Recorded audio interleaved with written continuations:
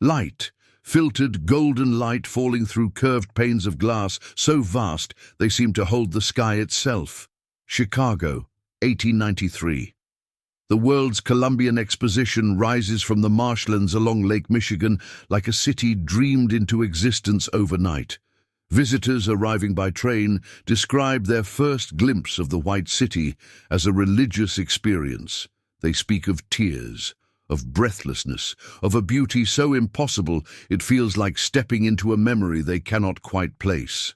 The official story tells us this sprawling complex of neoclassical palaces, reflecting pools and towering domes, was constructed in just 2 years by a workforce of thousands. It was designed to celebrate 400 years since Columbus touched American soil. It was meant to demonstrate American industrial might, technological progress, and cultural sophistication. When the fair closed in October of 1893, most of its buildings were dismantled, burned, or left to decay. Within a decade, almost nothing remained. The photographs, however, survived, and it is in those photographs that the questions begin. The Manufactures and Liberal Arts building alone covered over 40 acres. Its central hall could have contained the United States Capitol, the Great Pyramid of Giza, Winchester Cathedral, Madison Square Garden, and St. Paul's Cathedral, with room to spare. The iron and glass roof arched overhead in a breathtaking span, unsupported by internal columns. Contemporary accounts describe the structure as the largest building ever erected, anywhere in the world, at any point in human history up to that time. 2 years, 40 acres, the largest building in the world. The workers who supposedly achieved this feat were immigrants earning roughly 15 cents an hour, laboring through brutal Chicago winters with hand tools, horse-drawn wagons, and primitive steam engines. They worked in conditions so dangerous that at least 18 men died during construction, and yet, somehow, they created something that modern engineers with computer-aided design, diesel cranes, and century-advanced metallurgy would struggle to replicate today. The dome of the administration building rose 175 feet above ground level. It was gilded with gold leaf that caught the light in ways visitors described as celestial. The horticultural building's glass dome measured nearly 200 feet in diameter. The Palace of Fine Arts, the only structure still standing today as the Museum of Science and Industry, features a dome so perfectly proportioned, so acoustically precise, that whispers carry from one side to the other across its vast interior. The standard explanation requires us to accept that these wonders emerged from nothing, existed briefly, and vanished almost completely within the span of a few years. It requires us to believe that 19th-century Americans possessed knowledge and capabilities they immediately forgot, that they built paradise and then burned it, that they captured heaven in glass and iron and then chose never to attempt anything like it again. But what if that is not what happened at all? What if the White City was not built for the exposition? What if it was already there? The photographs from the 1893 fair show something that every researcher eventually notices, but few dare to mention openly. The buildings appear weathered. The white facades that gave the city its name show signs of age, of settling, of decades of exposure to the elements. In some images, the ground around the structures is rutted and worn in patterns consistent with long-term use, not fresh construction. Trees that appear in the backgrounds are mature, their canopies full and established, not the saplings one would expect on freshly developed land. And then there is the dome. Not one dome, dozens, scores, an entire skyline of curved glass and gleaming metal, rising above the city like crystallized light. The same domes appear in photographs from San Francisco in the 1880s, from Philadelphia in 1876, from Melbourne, from Paris, from cities across every continent. They share identical proportions, identical structural elements, identical relationships between glass and iron. They are too similar to be coincidences, too widespread to be imitations, too sophisticated for the industrial capabilities officially attributed to their supposed creators. These are not merely buildings. They are something else entirely. They are evidence. To understand what these domes truly represent, one must first set aside everything taught in conventional history. One must look at the evidence directly, without the filter of assumptions about what was and was not possible before the 20th century. One must be willing to consider the possibility that our understanding of the past is not incomplete, but deliberately distorted, that entire chapters of human achievement have been erased, buried, forgotten. The domes of 19th century America tell a story of energy, not electrical energy in the modern sense, but something older, subtler, more profound. The shape itself is significant. A dome concentrates and focuses energy in ways that other architectural forms cannot. Sound behaves differently beneath a dome. Light diffuses and intensifies. Temperature remains stable even when exterior conditions fluctuate wildly. The great dome builders of history understood this intuitively. From the Pantheon in Rome to the Hagia Sophia in Constantinople, from the mosques of the Islamic world to the cathedrals of Christian Europe, the dome has served a purpose beyond mere aesthetics. It creates a space apart, a space where something happens that cannot happen in ordinary rooms, with flat ceilings and right-angled walls. The American domes of the 19th century took this principle further than anything that came before. The introduction of glass transformed the dome from an enclosure into a collector. Sunlight poured through curved panes arranged in geometric patterns that maximized surface area and minimized structural material. The iron frameworks that held this glass in place formed grids of mathematical precision, patterns that repeat across buildings, separated by thousands of miles and decades of supposed independent construction. These patterns are not decorative, they are functional. The geometry of a dome determines its acoustic properties, its thermal properties, and according to some researchers, its electromagnetic properties as well. The specific ratios employed in the Great American Exposition buildings correspond to frequencies that resonate with the human nervous system. Visitors to these spaces reported altered states of consciousness, profound emotional experiences, moments of clarity and connection they could not explain. This was not accidental. These effects were designed into the structures themselves. The question is, by whom?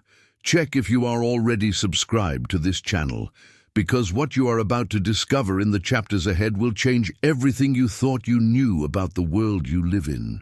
The truth has been hidden for over a century, waiting for those with eyes to see. Subscribe now so you do not miss a single revelation. The official history of the World's Columbian Exposition credits a group of architects known as the White Rabbits. Daniel Burnham served as Director of Works. Frederick Law Olmsted designed the grounds. Firms from New York, Boston, and Chicago contributed building designs. The project was funded by wealthy industrialists and supported by the United States government. All of this is documented. All of this appears in the records. But documentation and truth are not always the same thing. Consider the timeline. In February 1890, Congress selected Chicago as the site for the exposition. Ground was broken in early 1891. The fair opened to the public on May 1, 1893. In that window of approximately 26 months, workers supposedly moved 65 million cubic feet of earth, constructed over 200 buildings, including the largest ever built, installed 27 million feet of electrical wire, built lagoons and canals and waterways, created elaborate landscaping, and prepared a site capable of hosting over 27 million visitors. The mathematics alone defy reason. Even granting the most generous estimates of workforce size and productivity, even assuming perfect weather and zero delays, even imagining that every element of the project proceeded flawlessly from start to finish, the timeline does not work. The quantities of materials required could not have been manufactured, transported, and assembled in the time available. The logistics of coordinating thousands of workers across a site that size would overwhelm modern project management systems. And yet, according to the records, it happened, or rather, according to the records, we are supposed to believe it happened. The photographs tell a different story. Images from 1890 and early 1891, supposedly showing the early construction phase, reveal something unexpected. The foundations of the major buildings are already in place. The basic structural frameworks exist. What the photographs show is not construction from scratch, but renovation, repair, adaptation of existing structures to new purposes. In one series of images attributed to a photographer named Charles Dudley Arnold, the progression of work on the manufacturer's building can be traced over several months. The official narrative presents these as documentation of construction, but careful examination reveals anomalies. The central dome appears intact in photographs dated months before its supposed completion. The iron framework shows signs of rust and weathering inconsistent with newly manufactured materials. Workers in the images appear to be cleaning and restoring rather than building. The same patterns repeat across documentation of other exposition buildings. Crews labor not to erect, but to unearth. They clear debris from structures that appear to have been buried, not demolished. They install new facades over existing walls. They add modern conveniences to spaces that were clearly designed before such conveniences existed. What emerges from this re-examination is not a story of creation, but of rediscovery. The White City was not built for the exposition, it was found. But if the exposition buildings were not constructed by the architects and workers credited with their creation, where did they come from? Who built them? When? And why has this truth been hidden for so long? The answers lead to a civilization that mainstream history refuses to acknowledge, a culture that spread across every continent, connected by trade and technology, and a shared understanding of principles that modern science is only beginning to rediscover. A people who harnessed energy in ways we are still struggling to understand, a world that was deliberately erased. The evidence for this lost civilization appears not only in the exposition buildings, but in structures across the American landscape that official history struggles to explain. The old post offices and courthouses of small-town America, with their massive stone columns and elaborate domed rotundas. The railway stations that seemed designed for a level of passenger traffic those towns could never have supported. The municipal buildings that dwarf the populations they supposedly served. These structures share common characteristics. They are oriented to cardinal directions with precision that suggests astronomical awareness. They incorporate water features, whether fountains, reflecting pools, or connections to natural waterways. Their domes and spires reach heights that seem excessive for their stated functions. Their basements extend deeper than necessary, often containing rooms and passages whose original purposes have been lost. And everywhere, the same geometric patterns repeat, the same proportions, the same relationships between different architectural elements. In Pittsburgh, the Allegheny County Courthouse rises from the streets of downtown like a medieval fortress, its stone towers and arched windows suggesting permanence far beyond its official construction date of 1888. The building was supposedly designed by Henry Hobson Richardson and built over 5 years. Yet visitors consistently report that it feels older, deeper, more ancient than anything from the late 19th century should feel. The granite walls show weathering patterns that geologists estimate would require centuries to develop. The foundations rest on bedrock in ways that suggest they were carved rather than excavated.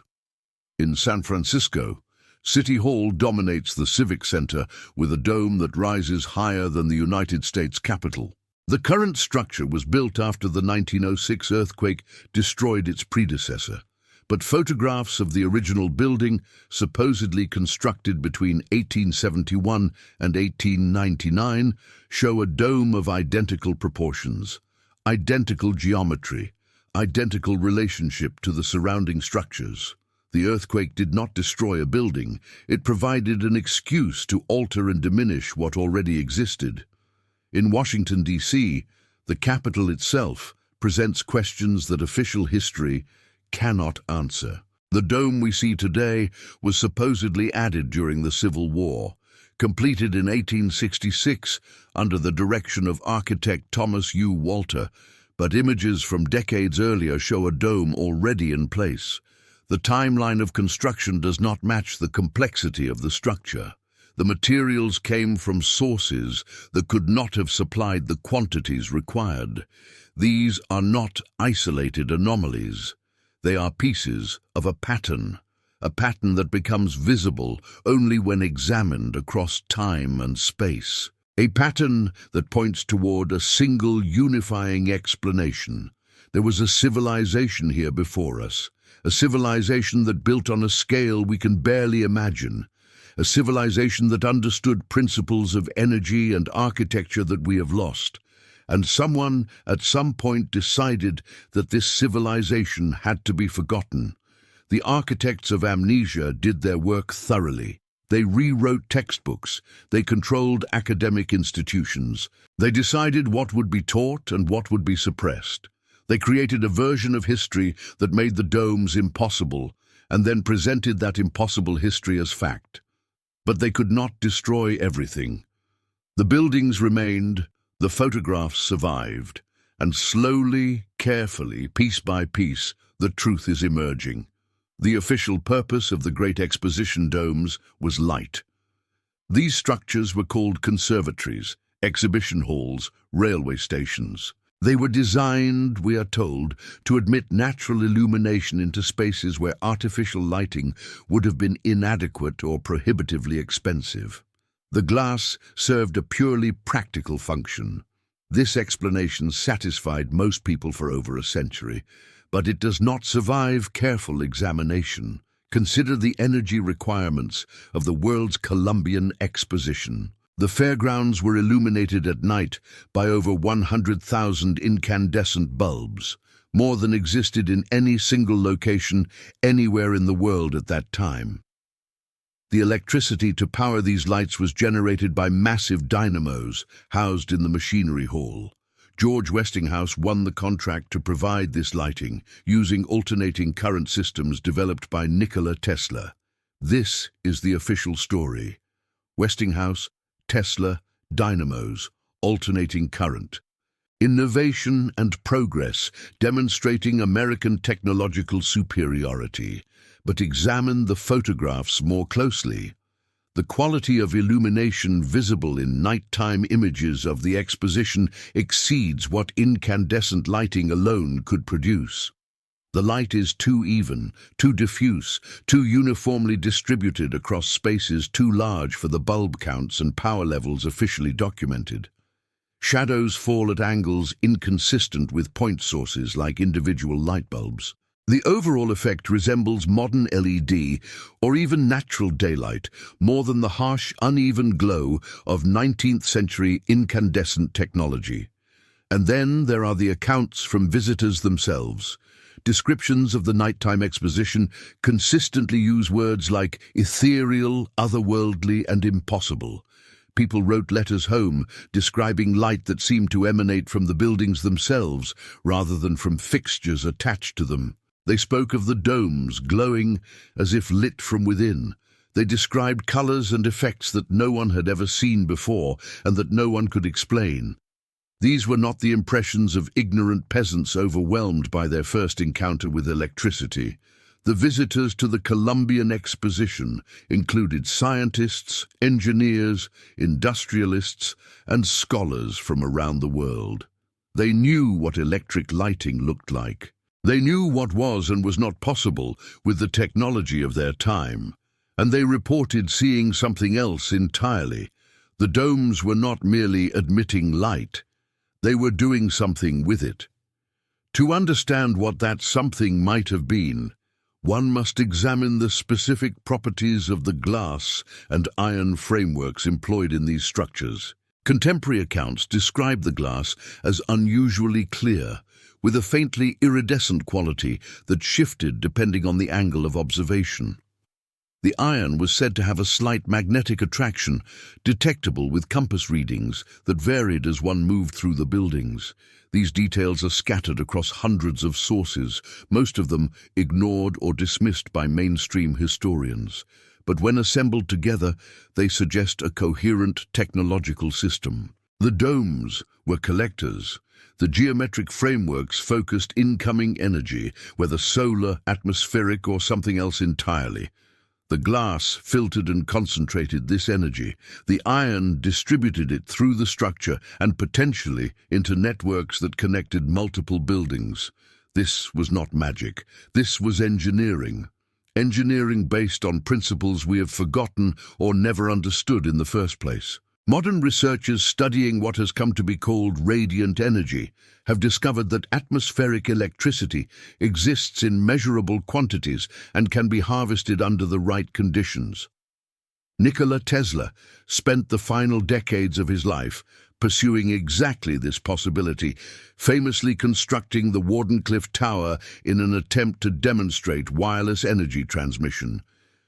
His work was defunded, his laboratory dismantled, his papers confiscated. Tesla was not inventing something new. He was trying to remember something old. The connection between Tesla and the exposition domes is rarely discussed, but it is not coincidental.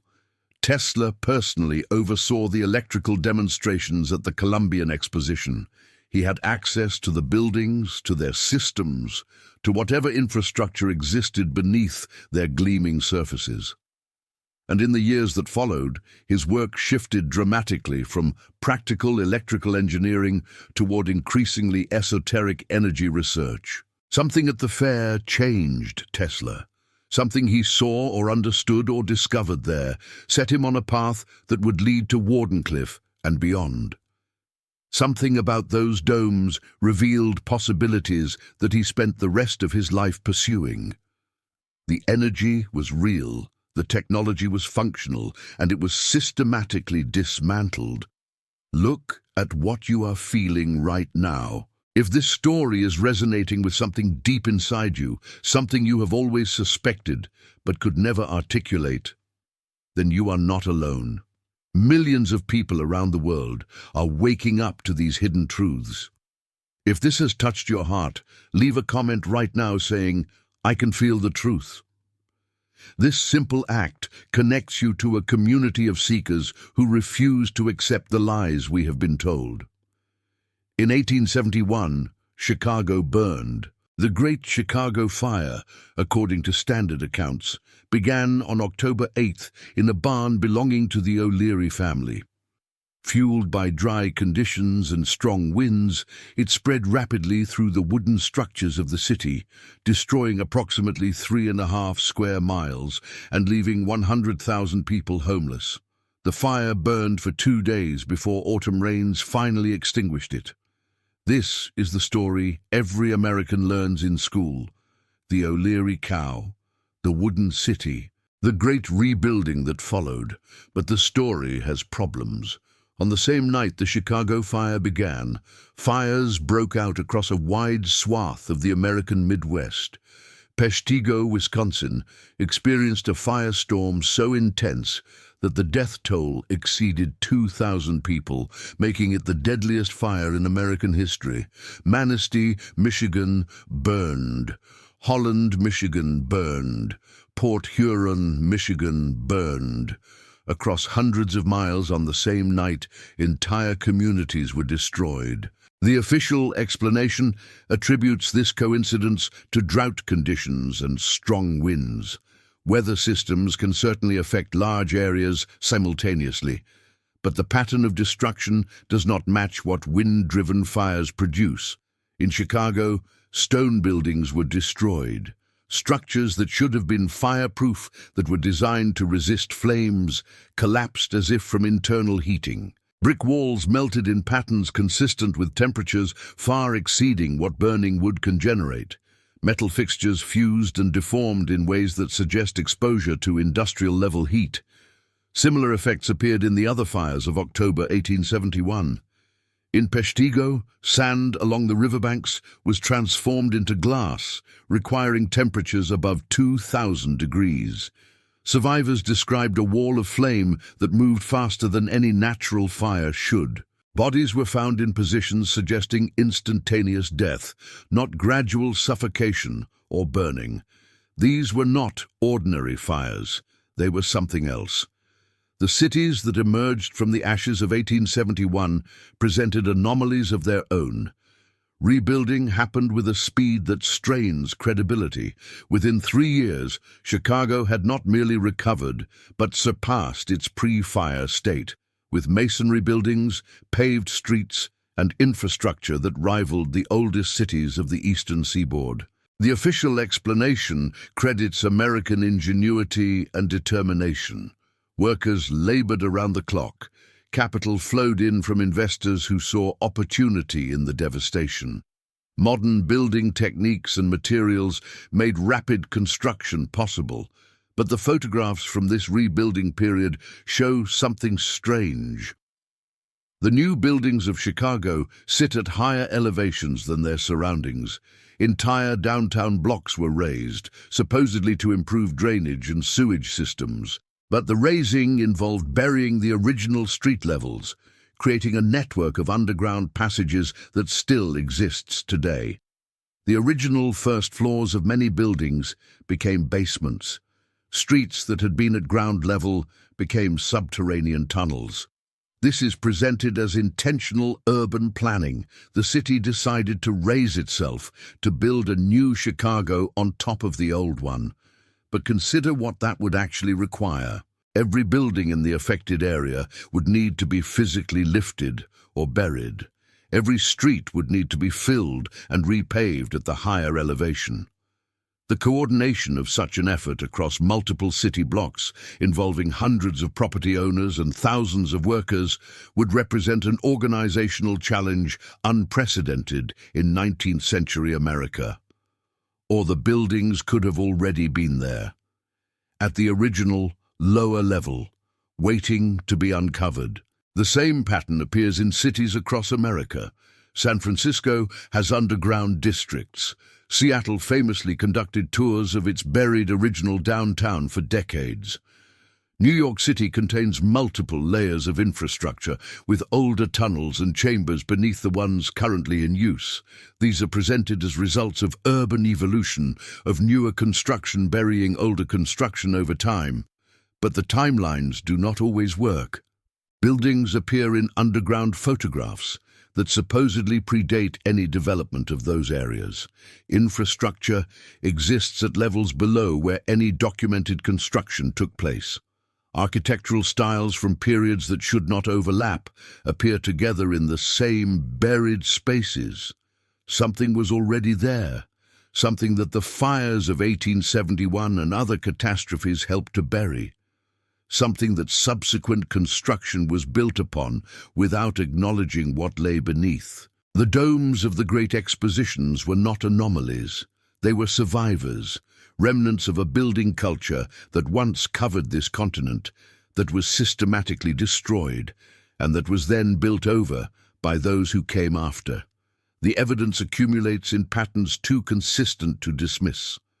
In St. Louis, the massive Union Station sits on foundations that extend far deeper than its official construction date would suggest. The building's Great Hall, covered by one of the largest barrel vaults in the world, shows evidence of modifications and adaptations inconsistent with new construction.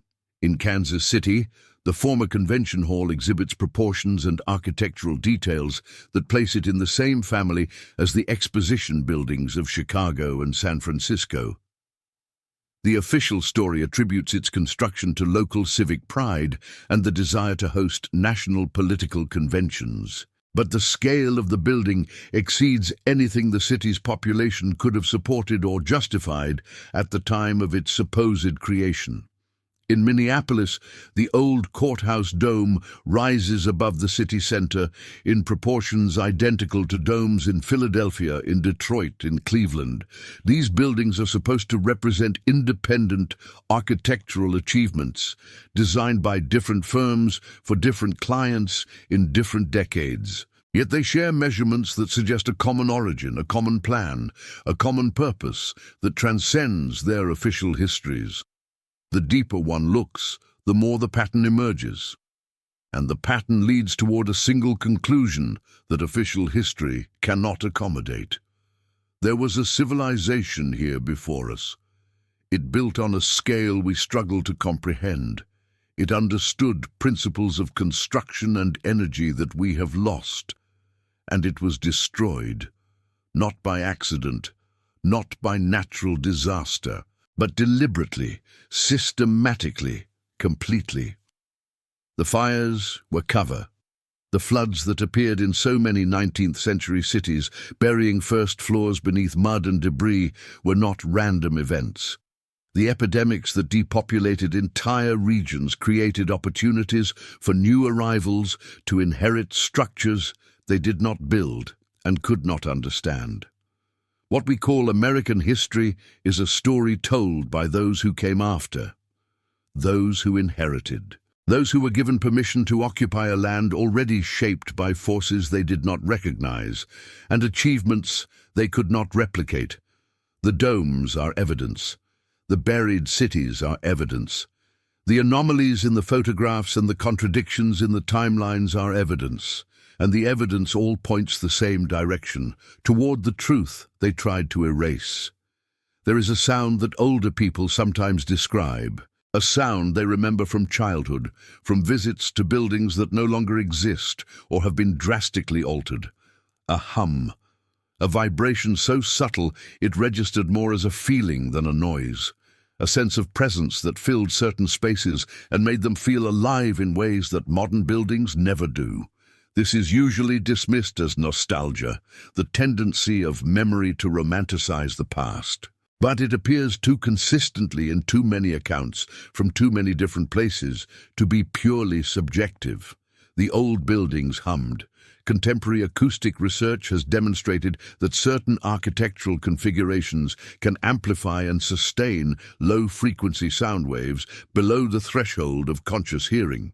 These infrasonic frequencies affect human physiology in measurable ways, producing feelings of awe, unease, or transcendence, depending on their specific characteristics. The great cathedrals of Europe were designed to produce exactly these effects.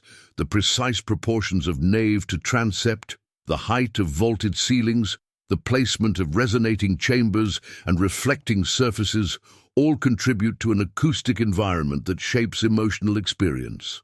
Worshippers feel the presence of the divine not because of supernatural intervention, but because the building itself generates frequencies that alter consciousness. The American domes employed similar principles, but with modifications that suggest a different purpose. The glass panels that formed their surfaces were not uniform in thickness. Variations of fractions of an inch created zones of different acoustic response within the same structure. Sound entering these spaces would be filtered, focused, and transformed as it passed through different sections of the dome. The iron frameworks that supported the glass were not merely structural. They formed geometric patterns that corresponded to musical intervals and harmonic ratios. A dome with 12 radial segments would resonate differently than one with 16 or 20. The specific geometries chosen for each structure determined its acoustic signature. And the foundations of these buildings, the buried portions that extended deep into the earth, connected to water systems that amplified and distributed whatever vibrations the domes generated. Water conducts sound 4 times more effectively than air. A building designed to work with underground water sources could extend its acoustic influence far beyond its visible boundaries. This was the true purpose of the domes, not merely to shelter, not merely to illuminate, but to resonate. The lost civilization that built these structures understood something that modern science is only beginning to rediscover. Sound and vibration are not passive phenomena. They are forces that can be directed, focused, and applied. They can heal or harm, energize or sedate, clarify thought or induce trance. They are tools, and the domes were designed to wield them. The effects reported by visitors to the great expositions now take on new significance. The profound emotional experiences, the altered states, the moments of inexplicable clarity and connection were not random psychological responses. They were induced. The buildings were functioning as intended, generating specific vibrational environments that produced predictable effects on human consciousness. This technology was not lost by accident. It was too valuable, too powerful, too transformative to be allowed to remain in public hands. The systematic destruction of the exposition buildings after their brief periods of public display begins to make sense in this context. Whatever organization or interest-controlled access to this technology had reasons for limiting its exposure. The fairs were allowed as demonstrations, as tantalizing glimpses of what was possible. But the structures themselves could not be permitted to continue operating. The fires that destroyed so many of these buildings were not accidental. The official explanations involving electrical malfunctions, construction materials, and inadequate fire safety collapse under scrutiny. These buildings were targeted. They were eliminated because they represented a threat to systems of control that depend on populations remaining disconnected from higher states of consciousness. The hum fell silent. The resonance faded. And within a generation, the buildings that produced it were gone. What remains is memory, fragmentary, distorted, but persistent. The sense that something has been lost, something important, something that made the world feel more alive and meaningful. This is not nostalgia for a personal past. It is grief for a collective inheritance that was stolen from all of humanity. The buildings of today do not resonate. They are designed for efficiency, for cost control, for rapid construction and easy demolition. The materials used in modern construction absorb rather than amplify acoustic energy. The shapes employed, the rectangular boxes of glass and steel that dominate contemporary skylines, dissipate vibration rather than focusing it. This is presented as progress, as evolution beyond the ornate impracticality of 19th century architecture, as the triumph of function over form. But function depends on what function you are measuring. If the function of architecture includes effects on human consciousness, if buildings are understood as instruments that shape the experience of those who inhabit them, then modern construction represents not progress, but profound regression. We have forgotten what buildings can do, what they were designed to do, what they once did before the domes fell silent. Some researchers believe the knowledge is not entirely lost. The principles of acoustic architecture survive in fragmentary form, in musical traditions, in meditation practices, in indigenous ceremonies that employ sound and space, in ways that echo the dome technology of the lost civilization. Others believe that the technology itself persists in hidden locations, that certain structures remain operational, maintained by groups with access to knowledge, suppressed from the general public, that the resonance continues in places we are not meant to find. What is certain is that the absence is felt. The modern world's epidemic of anxiety, depression, and disconnection may have many causes, but among them, rarely acknowledged, is the loss of acoustic environments that supported human flourishing. We live in buildings that do not hum. We work in spaces that deadening rather than elevate. We have traded resonance for silence, and something in us remembers what we have lost. The dome of the Palace of Fine Arts in San Francisco rises above the waters of its surrounding lagoon like a dream refusing to dissolve. Unlike the other exposition buildings that preceded it, this structure was rebuilt after its initial deterioration. It stands today as one of the few surviving examples of the dome architecture that once dominated American skylines. Visitors to the palace describe experiences similar to those reported by fairgoers over a century ago. A sense of peace, a feeling of expansion, moments of clarity that arrive unbidden and linger long after departure. The building still works, at least partially, despite modifications and materials that differ from the original construction. This persistence suggests that the principles underlying dome technology are not dependent on specific materials or precise configurations. The geometry itself carries power. The shape creates effects that transcend the substances used to realize it. This offers hope. If the technology can be understood, it can be recovered. If the principles can be identified, they can be applied. The knowledge that was suppressed is not destroyed. It waits, encoded in the ruins and remnants scattered across the American landscape, for those who know how to read it. A growing number of researchers are engaged in exactly this work. They study the proportions of surviving structures. They analyze the geometric patterns visible in old photographs. They compare acoustic measurements from different sites, looking for common frequencies and resonance profiles. They piece together fragments of a lost science, guided by intuition as much as analysis. Their work faces obstacles. Institutional academia refuses to acknowledge the questions they are asking. Funding flows to projects that reinforce conventional narratives, not to investigations that might overturn them.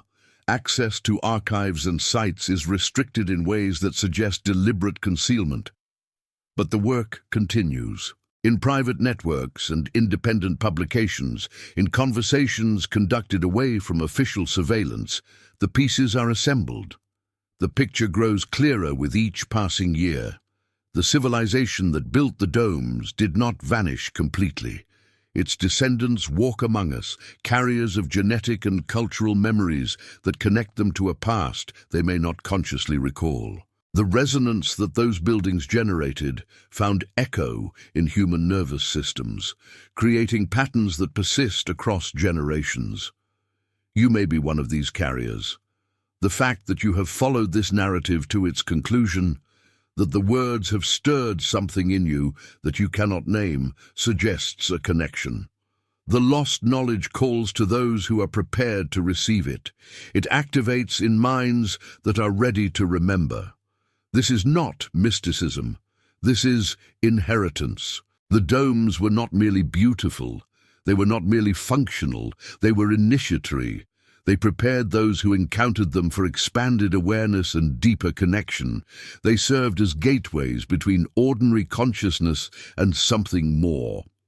That gateway does not require a physical dome to open. The principles encoded in those structures exist as information, and information can be transmitted through any medium. The geometry that focused energy in iron and glass can focus awareness in minds that learn to recognize it. The return of the light begins with understanding, with recognition of what was lost and why it matters, with commitment to remembering what they tried to make us forget. The white city of Chicago burned in the summer of 1894. Officially, transients living in the empty buildings after the exposition closed started fires to keep warm. The flames spread quickly, destroying most of what remained of the fairgrounds within hours. Those who witnessed the fire described it as almost ceremonial. The buildings seemed to surrender to the flames, their white facades glowing orange, and then collapsing inward. The great domes that had captured heaven fell one by one, their glass shattering in cascades of reflected light. It was an ending, but endings, in the deeper logic of the universe, are also beginnings. What was destroyed in form persists in principle. What was erased from history survives in memory. What was taken from humanity cannot be permanently lost because it was never separate from humanity in the first place. The knowledge is written into the fabric of reality. It awaits only recognition to return. The sky domes of Tartaria stand as monuments to a truth that cannot be permanently suppressed. They remind us that we are capable of more than we have been told, that our ancestors achieved more than we have been taught, that the world is richer and stranger and more wonderful than the narrow narratives of official history allow. Look up at the sky. Remember what was built to touch it. And know that the light that once fell through those great glass curves still shines, waiting for us to raise structures worthy of catching it again. The domes will return. The resonance will resume. The memory encoded in your cells and in the landscape around you will awaken. It has already begun. If you watch this far, it means this story resonated with something deep in your soul. Leave a comment saying, "I watched this far," so I can get to know you and understand who truly appreciates the hidden truths we explore on this channel. If this video touched your heart, please give it a like. Your engagement helps more seekers find this content. Share this video with someone you believe is ready to question the world we have been told to accept. And if you have not already done so, subscribe to this channel and turn on notifications. The journey we have begun today will continue, and each new video reveals another piece of the puzzle. Together we are remembering what was lost. Together we are rebuilding what was destroyed. The sky domes of Tartaria are waiting for us to remember, and remember we shall. Beneath the streets of Boston, tunnels extend in directions that appear on no official map. Workers conducting maintenance on subway lines have reported encountering passages that lead nowhere the transit authority acknowledges. Chambers lined with stonework too elaborate for utility infrastructure and architectural details consistent with purposes far removed from transportation. These discoveries are typically attributed to earlier construction phases, to buildings that once stood above and were demolished, to the natural accumulation of urban development over centuries. The explanations satisfy most people who ask. But some who have explored these spaces describe something different. The stonework is not random. It follows patterns that repeat at intervals consistent with harmonic frequencies. The chambers are positioned at specific depths that correlate with the foundations of surviving dome structures elsewhere in the city.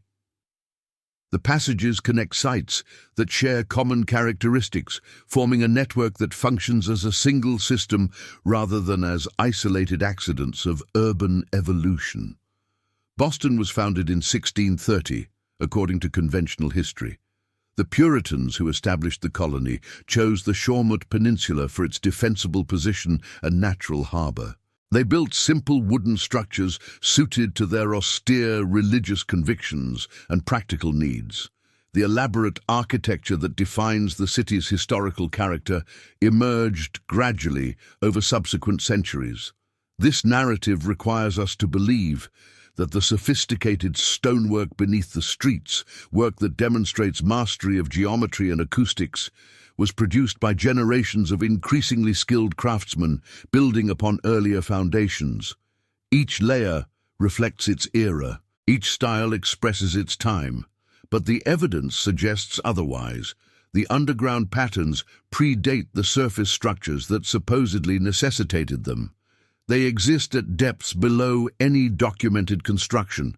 They connect to water features and geological formations in ways that indicate awareness of the site's natural characteristics long before European settlement. Whatever civilization built these networks understood the Boston Peninsula as a complex, energetic environment. They positioned their structures to work with underground water courses, with mineral deposits that affect electromagnetic fields, with fault lines and pressure zones that create specific conditions for resonance. The city that grew above this network inherited infrastructure it did not create. Buildings were positioned to align with existing foundations. Streets followed routes determined by underground passages. The layout of Boston, famous for its confusing irregularity, reflects not colonial improvisation, but adherence to a plan established before the colonists arrived. The same pattern appears in Philadelphia, in Baltimore, in New York, in every major American city established before the 20th century. Underground anomalies suggest the presence of prior construction. These are not archaeological sites in the conventional sense. They do not contain artifacts from daily life, evidence of habitation, signs of the domestic activities that characterize human settlements. They are infrastructure. They are systems designed for specific purposes that did not include ordinary residents. The purposes relate to energy, to acoustic resonance, to the collection and distribution of forces that modern science barely acknowledges.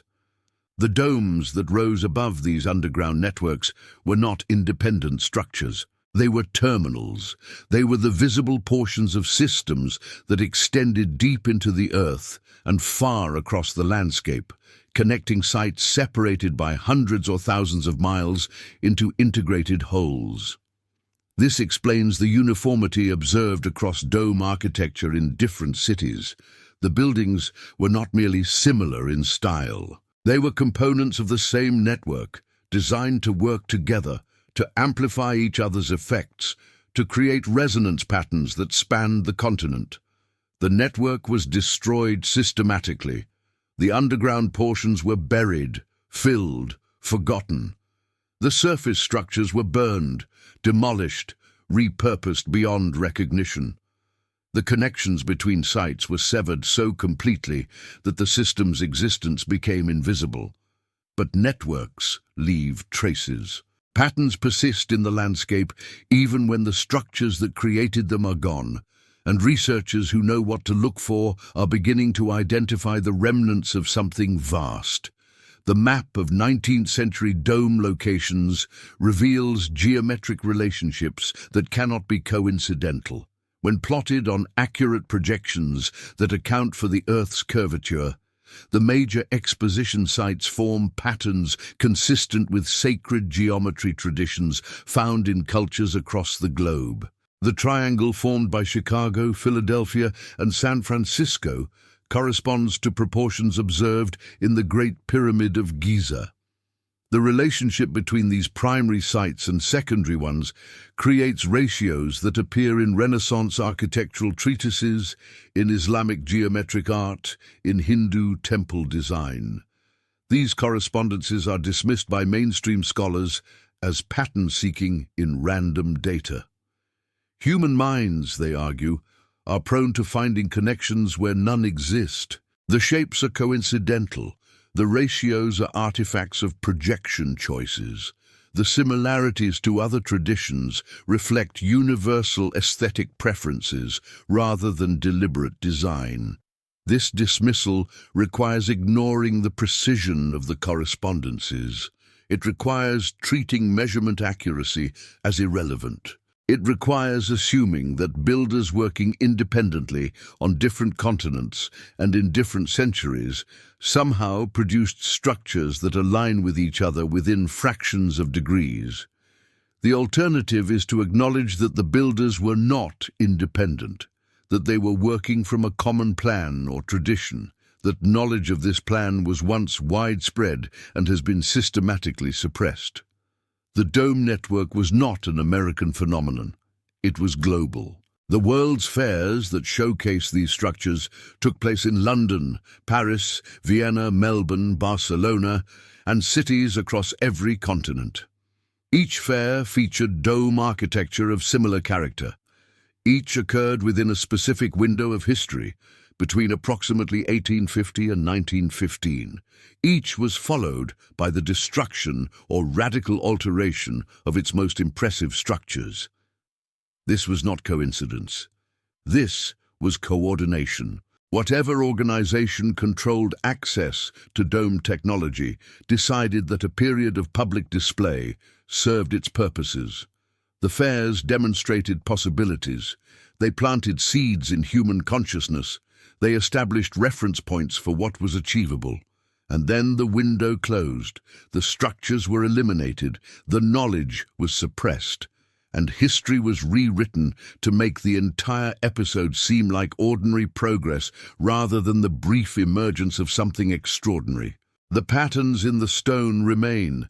They wait in tunnels beneath cities, in foundations deeper than any building officially required, in geometric relationships between sites that officialdom refuses to acknowledge. Those who learn to read these patterns gain access to the network's surviving functions, not the full capabilities, not the resonance that required active structures to generate, but something, a connection, a frequency, a remnant of the system that once covered the Earth. Every technology of control depends on monopoly. Power flows to those who can restrict access to capabilities that others desire. This principle operates across all domains of human activity, from economic systems to political structures to the management of knowledge itself. The dome technology represented a threat to existing power structures because it was inherently democratizing. The energy it collected and distributed required no fuel that could be controlled by extraction industries. The consciousness effects it produced required no intermediaries who could position themselves between populations and transcendent experience. The construction principles, once understood, could be applied by any community with sufficient organization. This explains why the technology was suppressed rather than developed. Those who controlled it did not wish to share. Those who benefited from existing systems of energy and spiritual monopoly recognized the domes as existential threats. The suppression was not executed by a single organization, but by a convergence of interests. Industrial corporations that profited from fossil fuel extraction, religious institutions that derived authority from mediating between humans and the divine, political systems that depended on populations remaining fragmented and manageable, financial networks that extracted value from artificial scarcity. These interests rarely coordinate explicitly. They do not need to. Their incentives align naturally. Actions that protect one protected all. Decisions that benefited individual actors accumulated into systematic outcomes that served collective monopoly preservation. The burning of the exposition buildings served these interests. The rewriting of history served these interests. The establishment of educational systems that taught acceptable narratives while suppressing dangerous questions served these interests. The result is the world we inhabit today, a world where energy is expensive because alternatives have been hidden, a world where spiritual experience is mediated by institutions that profit from dependency, a world where architecture deadens rather than elevates, a world where the very possibility of different arrangements has been erased from collective imagination. But monopolies leak. Control systems develop gaps. Information suppressed by official channels finds alternative routes to those ready to receive it. The Internet has accelerated this process dramatically. Photographs that once molded in private collections now circulate freely. Documents restricted to archive visitors can be downloaded anywhere. Researchers who would once have worked in isolation now connect across continents, combining observations and analyses that no individual could complete alone. The custodians of silence face a new environment. The tools they use to maintain ignorance are failing. Each attempt to suppress information draws attention to the suppression itself. Each official denial invites examination of what is being denied. This does not mean the custodians have abandoned their efforts. New strategies replace old ones. Digital platforms that initially enabled free information exchange increasingly implement filters and controls. Search algorithms that once returned diverse results now emphasize approved sources. Social pressure and professional consequences discipline those who speak too openly. The battle for historical truth is ongoing. It is fought in archives and algorithms, in academic departments and online forums, in the minds of individuals who must choose between comfortable ignorance and disturbing discovery. You are part of this battle. Your attention is a strategic resource. Your beliefs shape the field of possibility within which the future emerges. Every person who awakens to the suppressed history of dome technology weakens the structures of control that depend on that suppression. This is why this information reaches you now, not because all barriers have fallen, but because enough gaps exist for truth to flow through. Not because the custodians have surrendered, but because their opposition creates the very conditions that ensure their eventual defeat. The silence was never complete. Even at the height of suppression, knowledge persisted in coded forms, architectural traditions that preserved principles without announcing them, artistic movements that employed geometric patterns linking back to dome technology, scientific inquiries that approached forbidden territory through acceptable disguises. Tesla's work on wireless energy transmission was one such inquiry. His theories of terrestrial resonance and atmospheric electricity encoded understanding of principles that could not be stated directly. Those who studied his papers carefully found directions toward deeper knowledge. Those who pursued those directions found themselves part of networks that had maintained continuity across generations. Similar networks exist in other domains, musical traditions that employ specific frequencies and harmonic relationships, meditation practices that produce states resembling those reported by dome visitors, architectural projects that incorporate dome elements in forms acceptable to contemporary building codes. These networks do not advertise. Membership comes through resonance, through the attraction that like-minded individuals feel for each other, through the recognition that occurs when someone speaks a language you have been waiting to hear. The networks are not unified. They hold different pieces of the larger picture. They disagree about interpretation, about application, about the proper relationship between hidden knowledge and public disclosure. But they share commitment to remembering what the custodians of silence tried to erase. You may find your way to such networks, or you may constitute the beginning of a new one. The knowledge has many paths. What matters is that it continues to flow.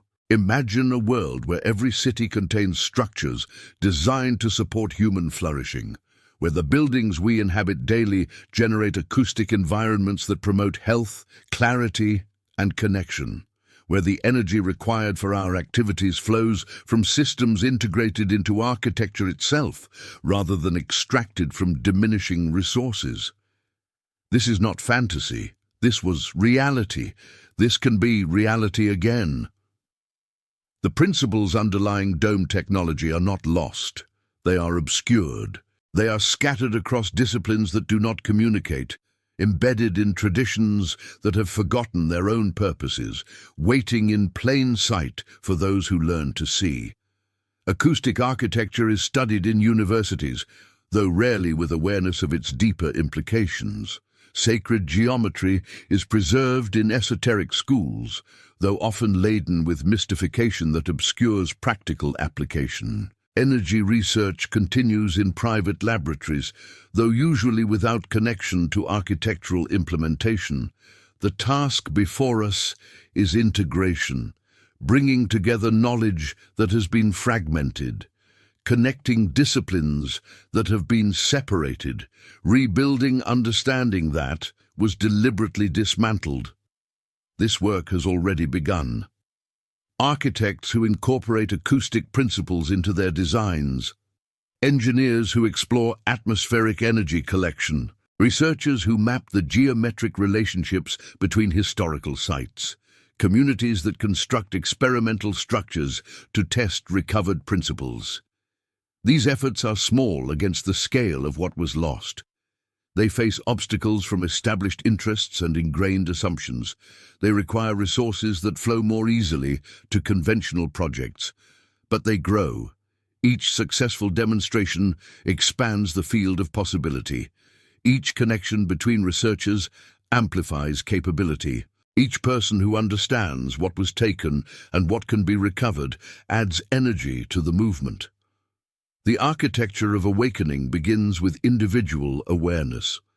Before new structures can rise, new consciousness must develop. The capacity to recognize what has been hidden, the ability to imagine what could be created, the commitment to participate in remembering. This awareness is not passive. It requires active cultivation, reading materials that challenge conventional narratives, visiting sites where traces of dome technology survive, practicing disciplines that develop sensitivity to resonance and frequency, connecting with others engaged in similar exploration. The dome technology worked with human consciousness as well as with physical energy. The two cannot be separated. Structures designed to produce specific effects require inhabitants capable of experiencing those effects. Buildings and minds develop together, each enabling the other. The modern world has degraded both.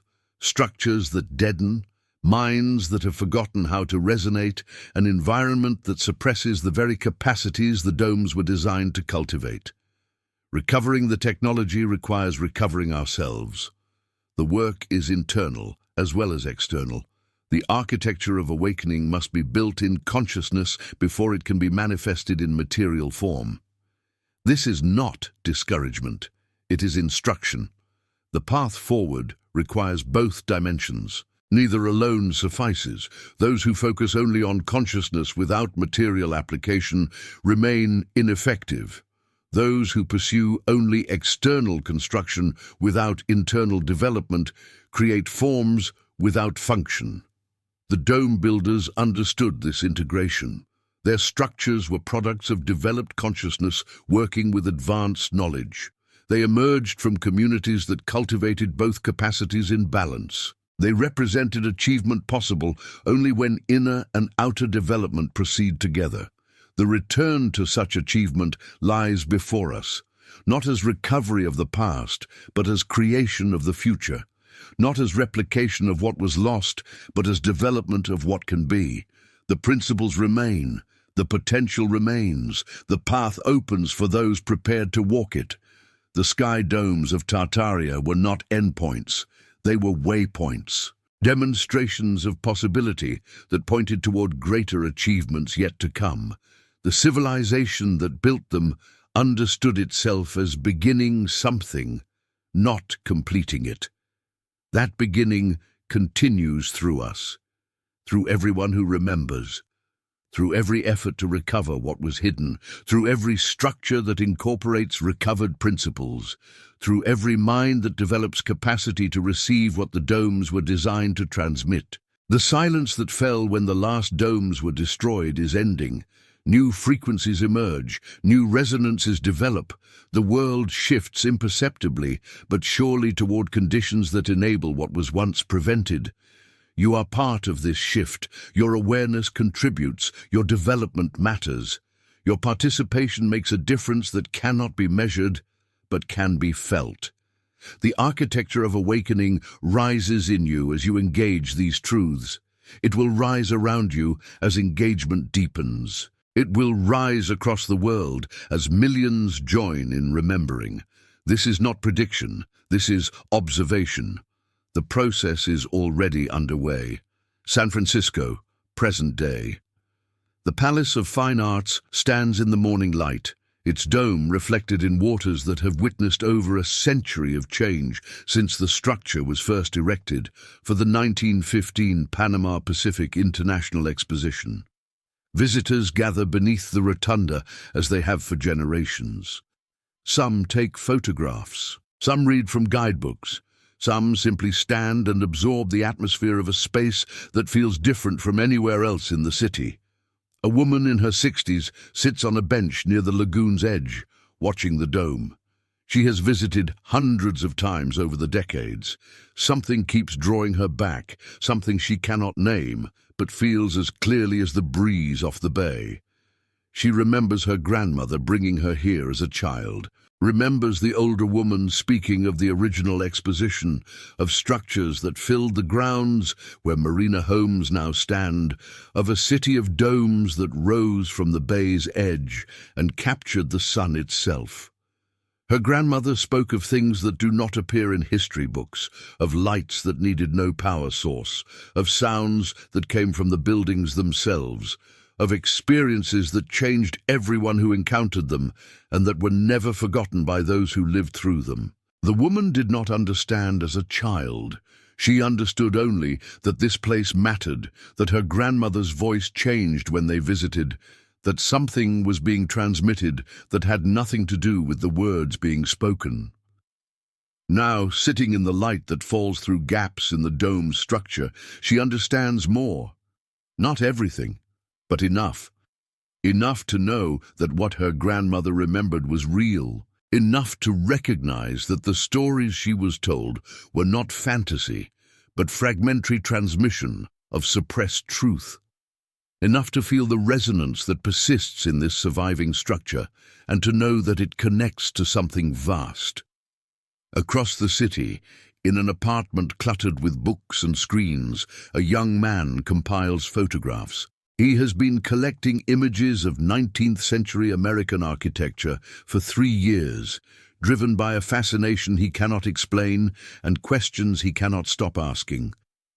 The photographs show patterns, proportions that repeat across buildings supposedly designed by different architects in different decades, materials that appear identical across thousands of miles. Construction details that suggest common training or common origin rather than independent development. He has mapped the locations. He has measured the angles. He has calculated the ratios and compared them to geometric principles documented in texts from cultures around the world. The results are impossible. The buildings should not align the way they do. The proportions should not correspond to mathematical constants with the precision he observes. The network should not exist, but it does. The evidence fills his screens. The patterns emerge from data he did not expect to find. He does not know what to do with his discoveries. The academic world he trained for offers no space for questions like his. The career he imagined cannot accommodate the directions his research demands. But he cannot stop. Something drives him forward. Something that feels like remembering. In a workshop in rural Vermont, a woman shapes copper into curves she has seen in dreams. She does not know why these particular forms call to her. She knows only that making them satisfies something deep, something that connects her to ancestors she has never met, but somehow knows. The forms resonate. When she strikes them, they produce sounds that linger longer than physics would predict. When she arranges them in certain configurations, the air in the room shifts. Nothing she can measure. Something she unmistakably feels. She shows her work to few people. Those who see it either understand immediately or not at all. There is no middle ground. The forms speak directly to something that is either present or absent in those who encounter them. She has found others like herself, artists and craftsmen scattered across the country, working in different materials but guided by similar visions. They share images and techniques. They compare results. They piece together understanding that none of them could develop alone. They speak of the domes, of structures that did what they are trying to do, of a technology that was lost and that they are laboring to recover. They do not know if they will succeed. The knowledge is fragmentary. The resources are limited. The opposition is vast and largely invisible. But they continue, because the work demands continuation, because something is being born through their efforts that matters more than individual success or failure, because the light is returning and they have chosen to help it shine. The old woman by the lagoon rises from her bench. She walks slowly beneath the dome one more time, pausing at the center where the acoustics are strongest. She speaks her grandmother's name. The sound rises into the curved space above, stretches outward, returns transformed. For a moment, across the century that separates them, grandmother and granddaughter are present together in the resonance that the dome maintains. This is what the technology was for. Not merely energy collection or acoustic manipulation or architectural beauty, but connection. Connection across time, connection across space, connection between souls that would otherwise remain isolated in their separate moments. The domes were instruments of communion. They made visible and tangible the interconnection that underlies all apparent separation. They demonstrated in material form what mystics have always known, that we are not alone, that we have never been alone, that the silence and isolation we experience in the modern world are artificial constructions imposed on a reality that is fundamentally unified. That demonstration was intolerable to those who profit from division. They destroyed the structures. They erased the knowledge. They created a world in which isolation seems natural and connection seems impossible. But they could not destroy the truth that the domes revealed. They could only hide it temporarily. They could only delay recognition that is now emerging across the world as millions begin to remember. The sky domes of Tartaria stood as evidence of what humanity is capable of achieving. They embodied principles of architecture, energy, and consciousness that represented the highest development of a civilization we have been taught never existed. That civilization left more than buildings. It left encoded knowledge. It left genetic memory. It left resonance that persists in locations where its structures once stood. It left us. We are the descendants of the dome builders. Their capacities sleep within us. Their knowledge waits in structures of our cells and patterns of our minds. Their technology awaits recovery by those who remember how to receive it. The light that fell through those great glass curves still shines. The sun has not changed. The principles of geometry and resonance have not changed.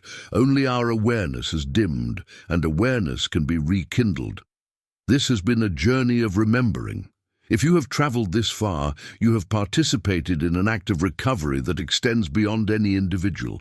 You have joined a current of awakening that flows through those who know what was lost and refuse to accept its permanent absence. The domes will return, not as replicas of the past, but as expressions of understanding that continues to develop. Not as monuments to dead civilizations, but as living instruments that serve the flourishing of all. You are part of their return. Your attention matters. Your remembering contributes. Your presence in this moment changes what is possible. The light returns through us. The domes rise in minds that have awakened. The resonance rebuilds as connections multiply. What was taken is being recovered. What was hidden is being revealed. What was silenced is beginning to sound again. Listen. Feel the hum beneath the silence of the modern world. Know that it is real. Know that you are part of it. Know that the sky domes of Tartaria are not merely history, they are prophecy, and they are coming. If you watched this far, it is because you felt the resonance, because something in this story spoke to something in you that has been waiting to be heard. Leave a comment saying, "I watched this far so I can know who you are, so I can understand who truly values the hidden truths we uncover together on this channel." Your like on this video sends a signal. It tells the algorithm that this content matters. It helps others who are searching find what they need to find. Please take a moment to like this video. Share this video with someone you believe is ready, someone who asks questions, someone who senses that the world is more than they have been told. Your share could be the beginning of their awakening. And if you have not yet subscribed to this channel, please do so now. Turn on the bell for notifications. What we have explored today is only one piece of a much larger puzzle. Each video reveals another fragment of suppressed truth. Together, we are assembling something that has been deliberately scattered across time. The custodians of silence hoped we would never remember. They underestimated us. The sky domes of Tartaria stand as evidence of what we are capable of achieving. Together, we will build even greater wonders. Together, we remember. Together, we return the lie.